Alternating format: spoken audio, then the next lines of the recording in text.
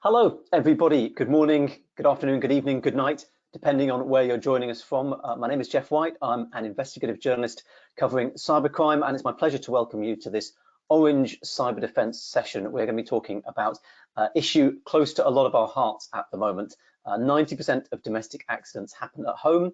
If you didn't spot the joke in that title, that's no problem. Neither did I until it was explained to me. The issue we're going to be talking about is secure remote access, particularly VPNs and routers. Some really interesting research coming out from Orange Cyber Defense on this. And we've got a great panel to discuss this with you at the moment. We have Charl van der Veld, who is Head of Security Research at Orange Cyber Defense. We also have Wicus Ross, who's Senior Security Researcher. And of course, we have Gilles van Heijst, who's Chief Technical Officer Netherlands for Orange Cyber Defense. So those are our panelists appearing on screen now. It's going to be about an hour-long session, this. We have plenty of time at the end for questions. We've got 20 minutes at the end for questions. As we're going along, you can ask your questions, stick them in the little questions tab there. And what we'll do is gather them all up at the end and answer them right at the very end. So don't save your questions up. Feel free to stick them in as we're going along.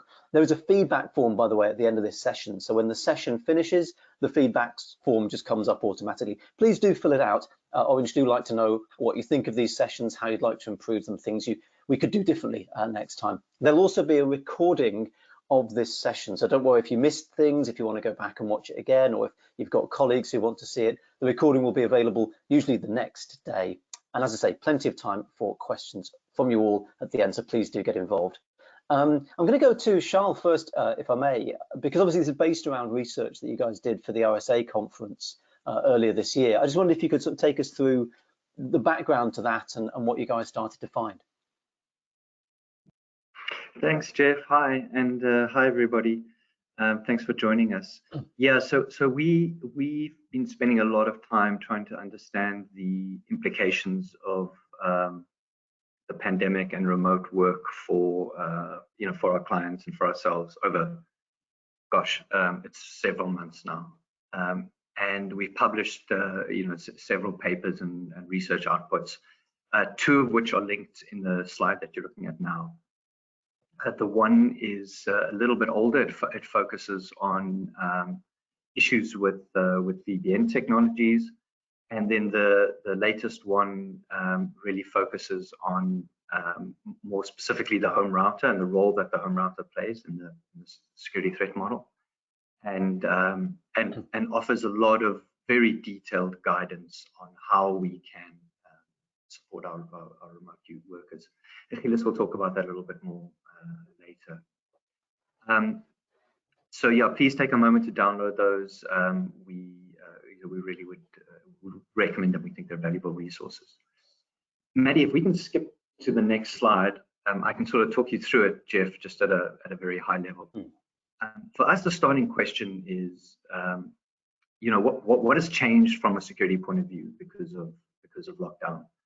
And at the end of last year, we already did some research to try and understand, firstly, whether our users at home were being attacked more than users at the office. And this particular piece of data we published in our Security Navigator report, I think really answers the question for us. And what we did is we compared confirmed security incidents between our customers in Sweden and our customers in France. Now, you'll remember in France, there was a very vigorous lockdown, whereas in Sweden, there was barely any lockdown. And so what you would expect is to see attacks in France going up where users were at home more. But in fact, we see exactly the opposite. We see that attacks in Sweden, where business continued as usual, continued at a predictable level, whereas attacks in France, where there was lockdown, have to be decreased. And there's a lot of other data that supports our thesis on this, which is basically that this idea of a tsunami of attacks against home users by virtue of the fact that they are at home is not what's changed. That's not the deal. So if we go to the next slide, Maddie, the question is, well, what is the deal? And there are several things, don't get me wrong. But for the purposes of this research and today's webinar, we think one of the things that people aren't perhaps paying attention to enough is the fundamental and sort of critical role that our home router technology now starts to play, because all our users are now connecting to the internet and by extension to our corporate resources via this piece of kit that is that is not ours. It's not trusted by us. It's not managed by us, and yet it's now a key part of our technology stack. Next slide, please. And the problem, I think, as we all understand, is that these devices are not enterprise grade. They're consumer grade. They're notoriously insecure. And that's before you start looking at like configuration management, password management, that sort of thing. Just out of the box, these devices are known to be highly insecure. And this report by the Fraunhofer Institute in Germany does a very, very extensive study across a range of different vendors, and basically finds that, look, they're just not being patched. The patches are simply not coming out. And as I said, that's before you start entering the problematic of users actually deploying patches and running the risk of bricking their machines with poor firmware, etc. And next slide, please.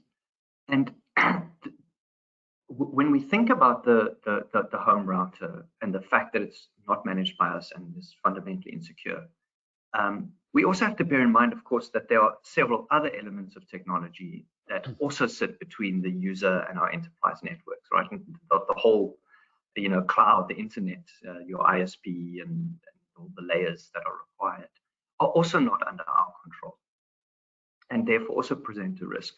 But the home router is particular in that through its proximity to the endpoint, it exerts an extraordinary influence over the endpoint.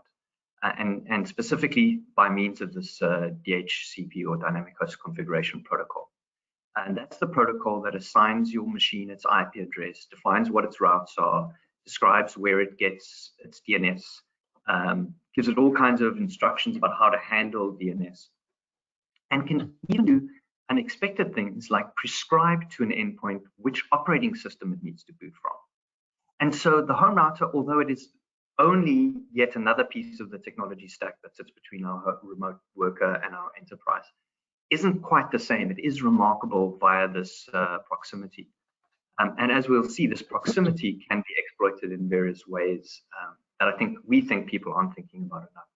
Next slide, please, Maddie. Now, of course, this isn't all news to us. We've been aware of this problem of untrusted technology between our remote workers and us for several decades now, I guess. And our response to that has been, we think, traditionally to deploy VPNs. VPNs create a secure tunnel over these untrusted elements of technology, and therefore should mitigate these risks. And if you look at what a VPN says on the tin, it provides confidentiality, integrity, maybe access control. And of course, there's other features that get layered on top to make various products more attractive, but that's fundamentally what these things undertake to do. And they do that. They do offer those things, and they are effective in providing those necessary controls. However, we think there's a slight misnomer in what we believe our customers and the security community in general expect from a VPN, which we've captured in this phrase, security equivalency. So our reasoning is that when we deploy a VPN, what we're thinking in our minds isn't that we're getting confidentiality, integrity, and access control. What we're thinking in our minds is that we're getting what we call security equivalency. And security equivalency to us is the notional expectation that an endpoint that's connected via a VPN tunnel faces the same threats and enjoys the same protections as an endpoint that's connected directly to your LAN. So that's the notional expectation that we believe that VPNs, that we expect from VPNs. It's not necessarily what VPN are claiming, but we think that's an assumption. And so we set out during the course of our research, amongst other things, to test this this notional expectation. And without getting into too much detail, because this is covered ad nauseum in our various publications, what we did is we set out to test 6 enterprise-grade VPN products against a set of 6 threats that we devised on the assumption that the bad guy has control over the home router. So we brought the home router into the middle of the equation. We said, let's assume the home router is either compromised or under the control of someone who's malicious. We devised a set of 6 attack scenarios, and we tested them against 6 products in 4 different configuration modes and states. And if you look at this chart, what you're seeing is in the rows, you're seeing each of the threats that we defined, and in the columns, you're seeing each of the products. So that creates a 6x6 grid, which we then repeated 4 times in the 4 quadrants. And effectively, what's happening is you move through the quadrants from left to right and from top to bottom. We're enabling the VPN increasingly to mitigate those specific threats, either through deliberate configuration and through some other variables that we explore. They're not too important at this stage. The important thing is this.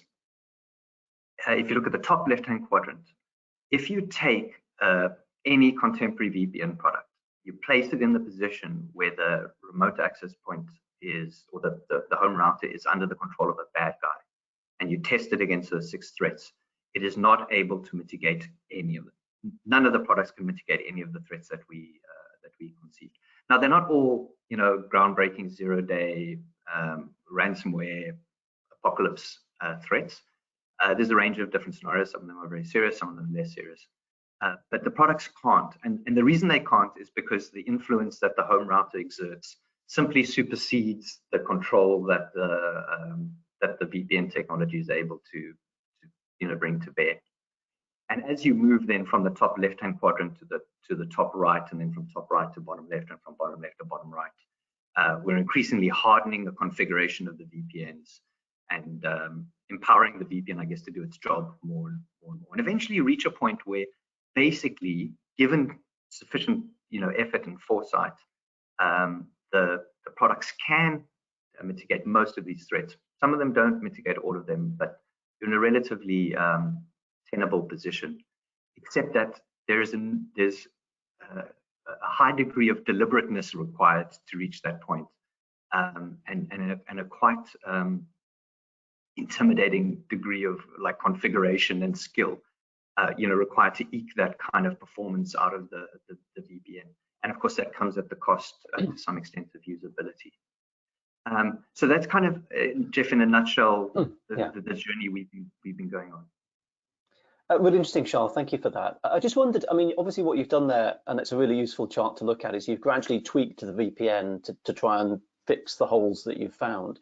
The tweaks that you were making to those VPNs to fix the holes, to prevent them, being part of a compromised router attack, were they the kind of fixes that you should be doing to your VPN anyway, or were you having to do extra stuff on top of how you configure your VPN to really tackle that home router threat?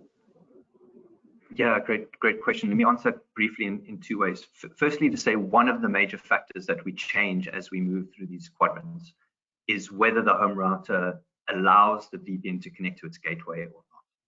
So once the VPN is connected to the gateway, that it can do all kinds of things that it couldn't do if it's not connected to the gateway. But because we control that entry point to the internet, we can determine whether that's allowed and how that's allowed and to what extent that's allowed.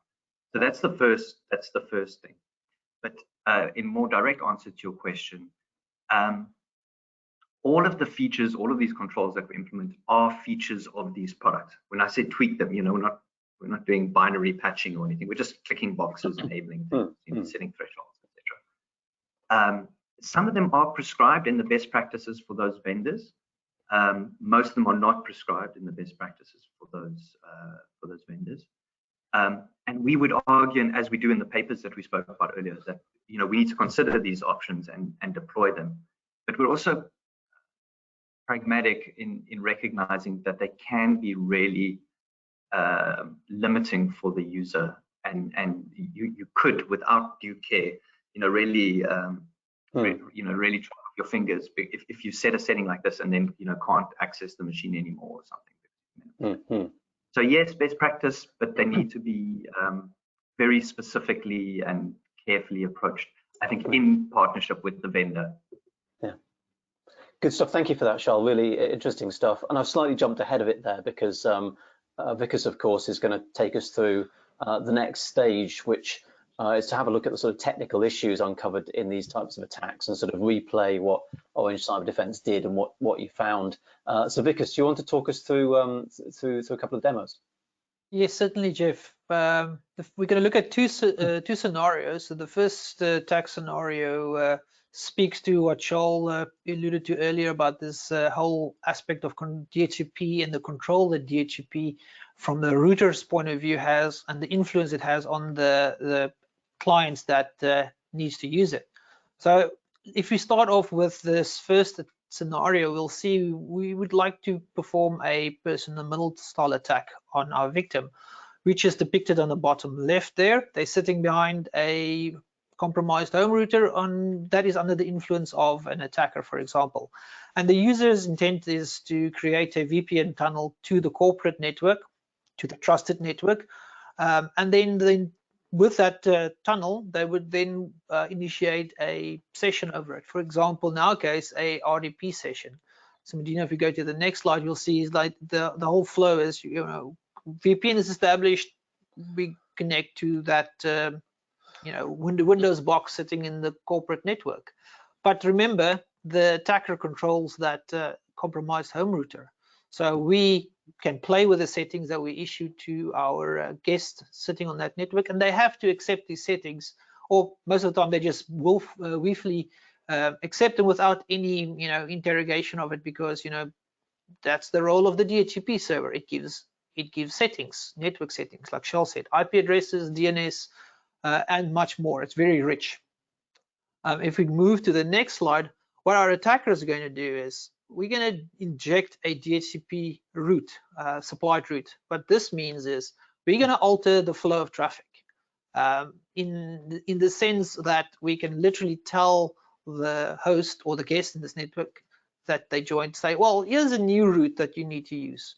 And if the VPN client does not support what they call route precedence, or monitoring the route changes in the routing table of that client. Remember, this is we're targeting the client, not the router or not the trusted network sitting in the corporate LAN. We're only targeting that guest talking to the Wi-Fi access point. So we're telling that guest, here's an updated route, and use this route to get to this new host.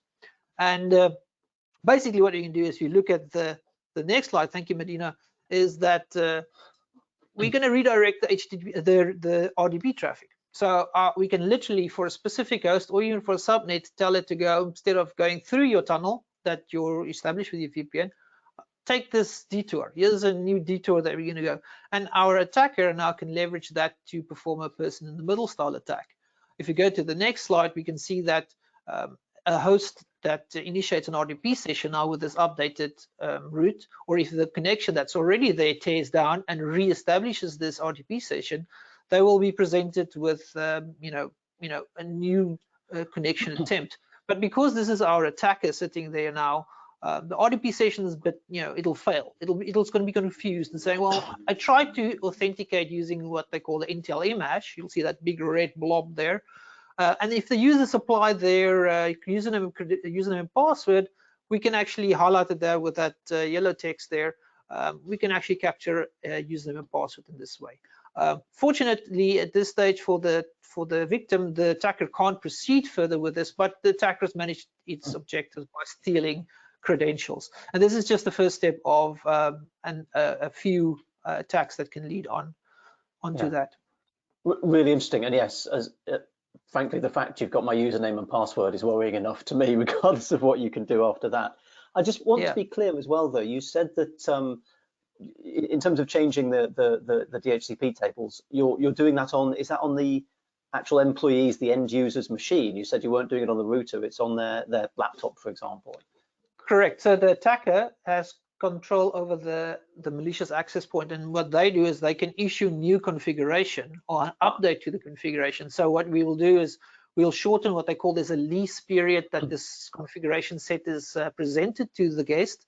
Let's say 5 minutes or even shorter, just enough time for the session to get settled in, and then because of this lease automatically renewing, your operating system, your Windows machine will go say, hey, can I have an updated version of this configuration that you issued me? And the router will say, yeah, sure, here's the new updated version, and oh, by the way, here's a new route as well that you need to use. Got it. Yeah, okay. Thank you, because that's useful. By the way, if you have questions and you're watching, there's the questions tab there. We've got some coming in, so please do get your questions in, and we'll round them all up at the end and ask them. But because, do you want to move on? There's a sort of second stage to this that you referenced. What's the next bit? Yeah, so the next attack scenario is slightly different. In this case, what we're going to use is we're going to use the features of the VPN agent against itself. Now, if you've been following our research, we really like the captive portal scenario because, as Charl showed in that matrix setup there, at that stage where we captured, we exert quite a lot of control over that endpoint, that guest network.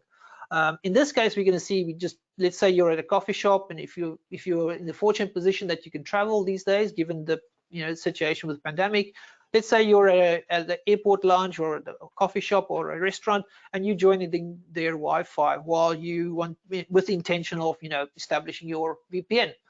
You click the Wi-Fi connection, which is the captive portal. We will see it'll pop up a captive portal mini browser. Now this window looks slightly different than you would be normally accustomed to, because this is a proprietary browser that is managed by the VPN agent. So this particular vendor has styled it this way, and basically it takes the whole web session interaction for that time, for a limited time. It's taking control over that before the VPN is established. So you'll notice there is network connectivity, but Windows tells us there's no internet connectivity because our captive portal or our malicious router has interceded or blocked all network traffic and is forcing this condition. Now, instead of seeing a friendly or a typical type of environment which you have to now engage with the captive portal, we agree to terms and conditions, etc. We've changed it, and we're using this what they call a social engineering style attack, where we're presenting like a corporate policy update requirement type of thing. So we're playing on the idea that the users are used to seeing this type of communication, update here or accept this type of thing, and then they click that link with which seems benign. We serve them content which is a HTML application file, which is standardly accepted by Windows if you just click the run button. So once again, this is a social engineering attack, and we rely on user interaction. And if they click that link, our payload will drop in the background and it will start executing, giving our attacker a remote access to that victim. So while that user continues getting internet access, etc., our attacker now has a connection onto that host. So even if that VPN established for that victim, our attacker now has access to that connection, and they can interact with it and do whatever, and even maybe use the VPN to circle back into the corporate network. Right. Thanks, Vic. It's really interesting. So you're using the compromise of the router to then effectively hijack the VPN to get an extra layer of attack from what you've described. Yeah, so, well, actually, we're not hijacking the VPN. We're leveraging the feature of the VPN to facilitate a delivery of a specific payload. Now, there's a lot of technical nuances in there that I don't think we've got time for, but basically the feature that we're using there is because that browser embeds Internet Explorer 11, actually, believe it or not. Windows Internet Explorer is still actually under the hood there. So we're using a feature of that captive portal mini browser against itself to deliver the payload. And it's all a feature. Now, it is possible to mitigate those types of attacks further, but it's just showing that if you have certain features enabled on, such as this case, you can use that to pivot onto that endpoint without running any zero-day vulnerabilities, pure feature and functionality abuse, with a little aid of the end user helping us to click around and navigate to a certain point. And that's why phishing attacks is so devastating. Yeah, interesting. And of course, in terms of user behavior, working from home, your working patterns are disrupted. There are lots of updates coming your way. There are lots of new bits of IT to get your head around. So I do wonder how many employees would fall for that. Quick, there's an update from work, an out of band, unusual update, but they might click on it. It's interesting, and this goes obviously to the idea of the extent, which I'm going to ask Gilles about it in a second, but the extent to which your corporate networks of extends into your employees' home environment, which is it's a technical issue, but it's also, I think, an ethical issue, philosophical issue. We've got a poll which I wanted to just run by you. You can vote in this. There's a little tab where you can ask your questions. Polls, which is, do you consider the home office a micro branch of your enterprise? So when your employees are working at home on their kitchen tables or on their bedside tables, wherever it is, do you consider that to be a micro branch of your enterprise? Is that approach you've gone for? And you can obviously tick yes or no. So please do cast your votes. I'm interested to see how people respond to this one. Because just going back to while people are answering the question, going back to your demo there, to what extent, because Charl talked about tweaks you could make to the VPN setup to prevent some of these router problems. To what extent could those tweaks have helped prevent the attacks that you managed to carry out? So tweaking the VPN. So in that case, there's a feature on that VPN that you can actually enable what they call lockdown mode. Right. So with the Captive Portal mini browser, and many of these vendors actually support these type of features. Now, in that particular case, we abuse that vendor because of the way that they embed Internet Explorer into that browser. There's another vendor that does something similar, because what it does is it leverages certain native behavior. They don't have to create their own web browser engine, but they just embed it using Windows OLE, lots of technical jargon, but they just use it.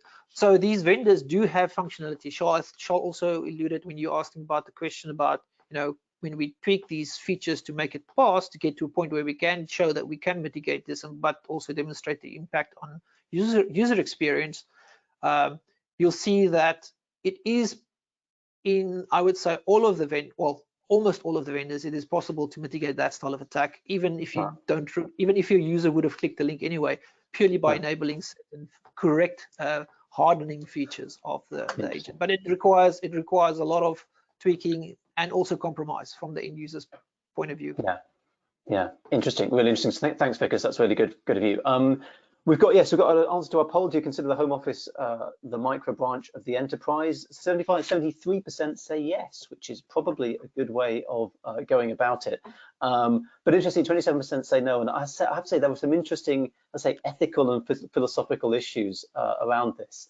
So thanks for answering the question there. And by the way, if you've got other questions you want to ask our panelists, do pop them in the questions tab there. We've got some questions coming in and we'll get through to all of them, or as many as we can of them at the end in our session today. I'm going to welcome Gilles van Heijst, who's CTO, Chief Technical Officer for Orange Cyberdefense in the Netherlands. And I want to just talk quickly about how companies are dealing with these issues. I mean, obviously, Gilles, you're in touch with companies. Do you feel these risks are real, first of all, and how serious and how current do you think they are? Yes, thank you, Jeff. Stepping 1 second back to the outcome of the poll, to be honest, it's not what I expected, honestly, because like you said, talking with companies, it is on their mind, but from a completely different perspective. It is, of course, enabling the workforce. So the VPN adoption, because of the situation we're still in with the pandemic, last year, of course, it took a huge leap, not focusing primarily on security, but enabling the workforce, being productive at home, and basically being profitable as a company and surviving this pandemic we're in. So I feel it's a bit two-sided in that way, and I think that this year when we see the economy opening up, we're getting vaccinated. Also within our own company, we see going back to work slightly, not with the numbers we used to be on, but we're getting there basically. And we see that a big chunk of the workforce has opted to at least stay at home and work from home at least 2 or 3 days per week. And we need to support that as the business and make it secure. So I understand the outcome of the poll, but it's not what I see in the field, basically talking to bigger companies. It's interesting. Yeah, I think Gilles, you're right that we're now facing the wonderful thing of a hybrid future. Some people working from home, some people working remotely, let's say, and some in the office. And obviously these issues outlined about VPNs and routers, because it won't just be people working at home on their home routers, it will be people, as Vic has talked about, working in coffee shops and so on, working remotely. So in terms of quick advice for people, how would you, given the stuff that Vickers and Charl have talked about, what do you think are the key responses that people need to have? Yeah, so I think Charl and Wicus called it out a couple of times. I think social engineering, so the awareness within the workforce, is still a thing we need to consider and still we need to work on. But moving beyond that point, I think the company has a responsibility in making sure that the best practices and hardening standards of the vendors itself, and maybe enriched with the contents of our white paper, makes a minimum effort that companies should undertake to make that working from home experience as safe as possible. Because the workplace at home will gather, of course, a lot of data, perhaps even company sensitive data, and you want to make sure as a company you have that properly protected. So I think companies could brush up a little. And I think the white paper presented by Charl and Wicus provides a valuable asset in that part. Yeah, because it's interesting thinking about it. Even if an organization hadn't hardened their VPN and reset it and hadn't taken charge of the routers, at the very end of it, if the employee doesn't make the mistake that Vic has pointed out, where they click the link and run the application, they could avoid in the end the damage. There's also, Gilles, there's also cultural considerations around this, because this gets into the issue of an organization dealing with home users' kits. How do you regard those sort of cultural issues? Yeah, so within the Netherlands, and I think Germany and some other European countries are very adamant on their privacy or privacy. So I think that will be a balancing act, which I'm looking forward to see unfold. Because would you, as a person, be comfortable getting a managed device in your own home network with the potential that the boss suddenly sees everything, even the non-work related internet traffic? And it may not be even yours, but from a family member or a guest. Yeah. But there could be some raised eyebrows, to say the least. So that will be the privacy versus security balancing acts. I mean, we'll come on to this later, but obviously one option is sort of you have this almost a separate network or separate router or separate piece of kit for work and home. But it's interesting. I'm not sure how employees would respond to that, just in terms of the complexity of it and the technicalities of it. But I mean, in terms of solutions, Gilles, are there sort of, let's move on to that, because there are sort of things you rate that people can do in terms of fixing some of this. Yeah, so I think many of the vendors now provide some kind of infrastructure that creates the overlay that is less susceptible and can be controlled, providing a more secure access from home. But I think, the root of the issue is, of course, that we are still largely dependent on the traditional VPN to provide access to our core applications. So with the cloud adoption, people or companies are working towards, is that I think that provides a huge opportunity, because if you are presenting your applications to the cloud and making sure that the cloud interface is used, You're re-architecting basically your application in such a way to make it less dependent. And as such, you will see that the security parameters and controls, because it's now cloud facing, will change. And then the security becomes a different thing altogether. Unfortunately, we're not there yet. And then we have to, basically what I said earlier as well, go beyond and above to make that experience for the home user as safe as possible. Yeah, it's interesting. Getting some good questions actually coming through on this kind of stuff, some really good questions actually. So looking forward, we've got some time at the end to answer those. We'll leave plenty of time for those. Gilles, I just wondered in the solutions slide there, there's tips and advice about engaging with your vendors, examining your vendor choices carefully. How receptive generally are the vendors of VPNs to this kind of thing? Is that a line worth pursuing, an avenue worth pursuing? Are they going to be keen to help out, do you think, on these issues? I think when we engage with the vendors, especially with the content presented by the two gentlemen in the panel, I think we'll have a lively discussion. But I think it's in the best interest of the vendor itself to up their game. It is a continuous cycle against attacker versus defender. And I hope that Charl and Wicus have provided valuable information to the vendors as well to up their game in this respect and mitigate some of these security holes. Yeah. Should point out there's a sort of checklist in the paper. I think we've got a slide of that, which obviously has a lot of these good tips and procedures on it. Yep.